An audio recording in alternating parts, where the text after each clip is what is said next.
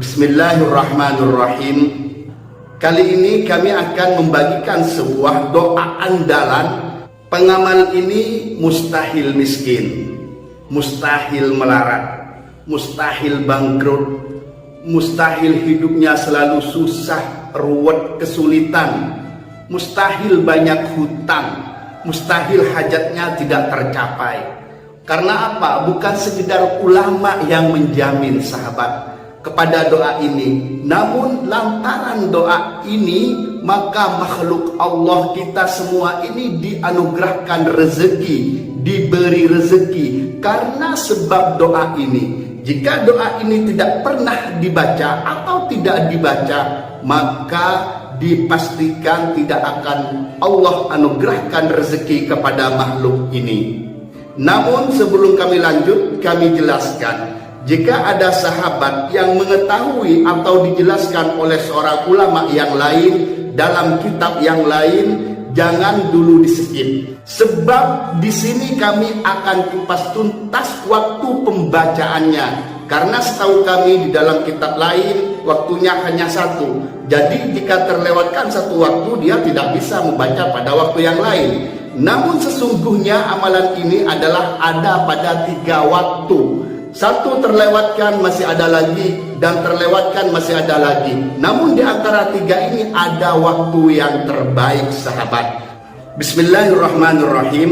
Di sini di dalam kitabnya Sayyid Muhammad Alawi Al-Maliki, yaitu kitab Abwabul Faraj, di dalam bab litaisirir rizki wa qada'id daini, pada bab untuk sesuatu doa yang mempermudah rezeki dan untuk melunasi hutang.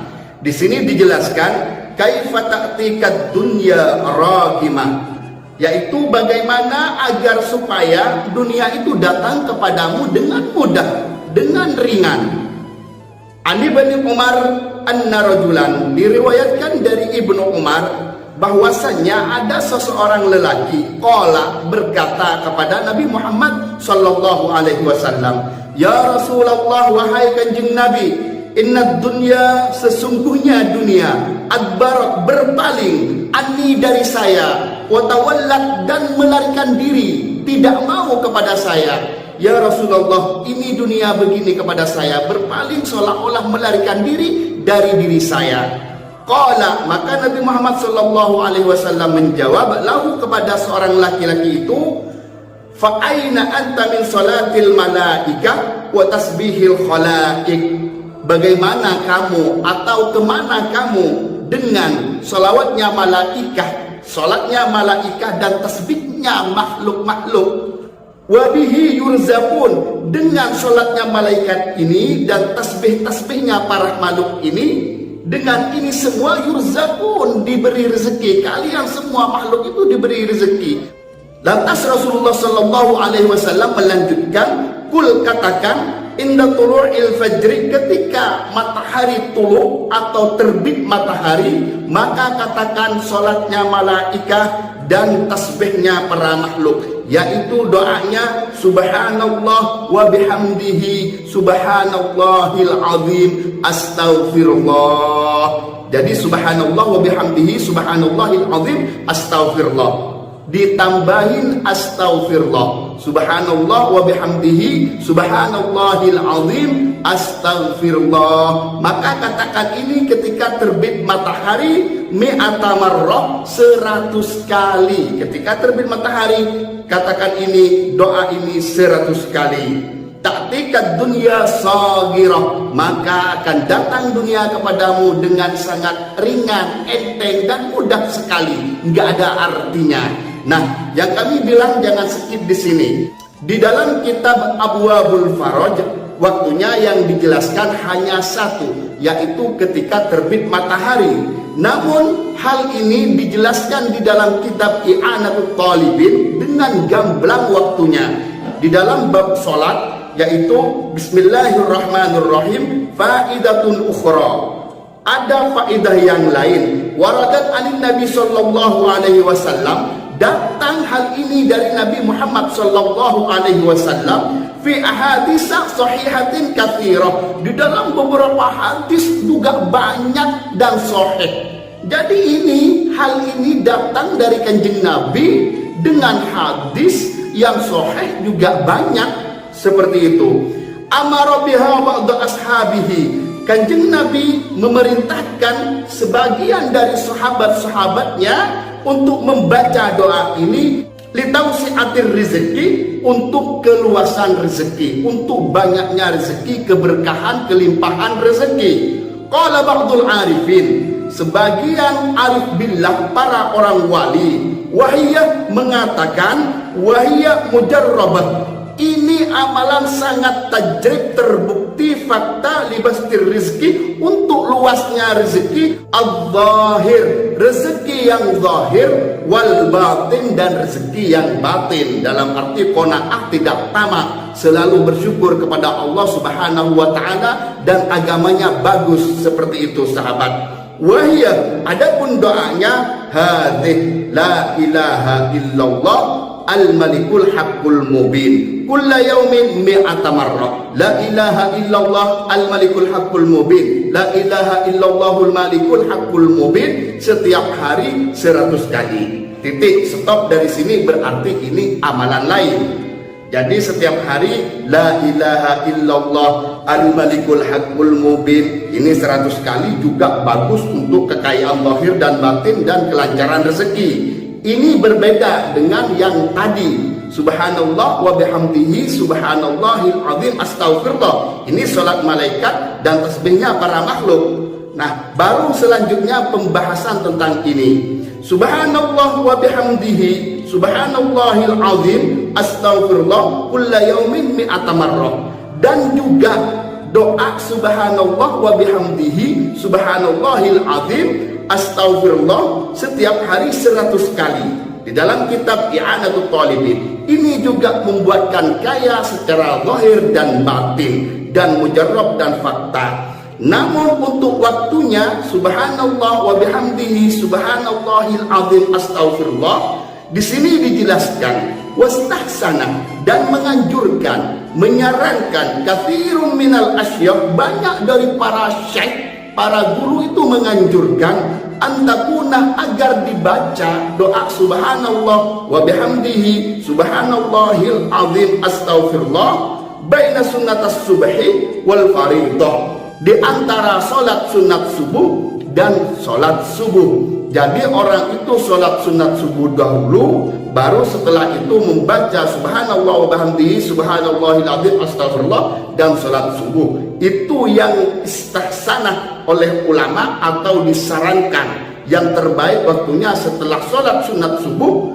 sampai subuh, di antara sunatnya dan sholat fardunya. Itu yang pertama sahabat. Yang kedua, fa'in fatat, jika terlewatkan, kita sudah sholat sunat subuh, ternyata baru baca 5 atau berapa, imam datang dan qomat, lantas kita sholat subuh, tentunya tidak sempurna. Fa'in fatat, jika terlewatkan atau habis waktunya, fi dzalik, di antara sholat sunat subuh dan subuh, fa ba'da sholatis subhi, maka dibaca setelah sholat subuh. Waktu yang kedua, wa qabla tulu'is syamsi, dan waktu yang ketiga juga selagi belum terbit matahari juga dibaca, tidak harus langsung subuh, yaitu tulu'is syamsi, ketika terbit matahari, seperti yang dijelaskan di dalam kitab Abwaabul Faraj. Jadi wa qabla tulu'is syamsi, dan sebelum terbitnya matahari. Yang ketiga, fa in fatat, jika dia itu terlewatkan, waktu setelah subuh tidak sempat membaca, dan sebelum terbitnya matahari tidak bisa membaca, keburu mataharinya keluar, kapan lagi untuk membacanya? Maka di sini dijelaskan fa in fatat fi dzalik fa indaz zawal, maka ketika zawal, jadi 5 menit sebelum zuhur. Waktu zawal yaitu maksudnya matahari ada di tengah-tengah kita, begini matahari sehingga tidak ada bayangan di bawahnya, itu zawal namanya. Maka dibaca 100 kali di waktu zawal. Fala yambawi, maka tidak sebaiknya, lil abdi, bagi hamba manusia seperti saya ini, ayyukhliyan yaumahu anha, untuk menyepikan atau tidak membacanya pada harinya dia Jadi dalam sehari saja tidak dibaca itu tidak baik, tidak dianjurkan atau tidak sebaiknya untuk menyepikan, tidak membaca hari-harinya anha dari pembacaan doa, sholatnya malaikat dan tasbihnya para makhluk. Jadi tidak sebaiknya, tidak dianjurkan bagi manusia untuk menyepikan harinya dari tidak membaca doa ini. Jadi kita lanjut pada cerita tadi sahabat itu, setelah itu fawalla ar-rajulu, maka pergi atau berpaling seorang laki-laki tadi, famakatha, dan diam, dalam arti beraktivitas dan lain sebagainya. Dalam beberapa bulan, thumma ada, kemudian dia kembali kepada Rasulullah sallallahu alaihi wasallam, faqala, dan berkata, ya Rasulullah, wahai kanjeng Nabi Muhammad sallallahu alaihi wasallam, laqad akbalat alayya dunya, sungguh-sungguh menghampiri aku atau menyambut kepadaku atasku ad-dunya, dunia ini menyambutku ya Rasulullah, yang sebelumnya melarikan diri berpaling sekarang menyambutku. Fama adri aina adhuha, maka saya tidak tahu untuk kemana dan buat apa akan saya letakkan, serahkan, tasarrufkan uang-uang ini, dunia ini ya Rasulullah. Seperti itu sahabat. Dan rawahu al-Khatib min riwayat Malik, ini riwayat sumbernya dari Imam Malik.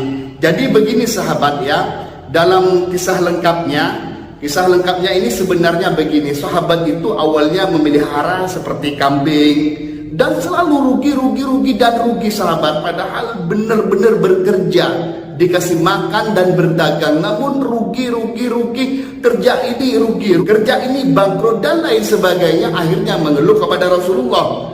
Nah, akhirnya terjadilah hadis seperti yang tadi saya baca. Setelah pulang, balik lagi ke Rasulullah. Jadi dia itu takutnya apa? Takut sibuk dengan dunia karena terlalu banyak dunia masuk yang tidak sewajarnya. Kalkulasi wajarnya begini, dia punya kambing 10. Dalam sebulan seharusnya dia punya anak dari kambing 10 itu 10, total 20. Itu tidak sewajarnya sahabat. Jadi 40 seperti itu dalam satu bulan. Jadi dia bingung, takut sibuk pada dunia dan lupa pada akhiratnya, pada hak kepada Allah dan lain sebagainya. Nah, ketika dia khawatir akan harta yang banyak itu, maka Nabi Muhammad SAW berpesan, kamu lanjutkan, kerja lanjutkan, usaha lanjutkan, hanya saja tetap ingat hak-hak kamu, akan zakat, ingat kepada Allah, dan ingat sedekah dan lain sebagainya. Inilah cerita lengkapnya sahabat, seperti itu.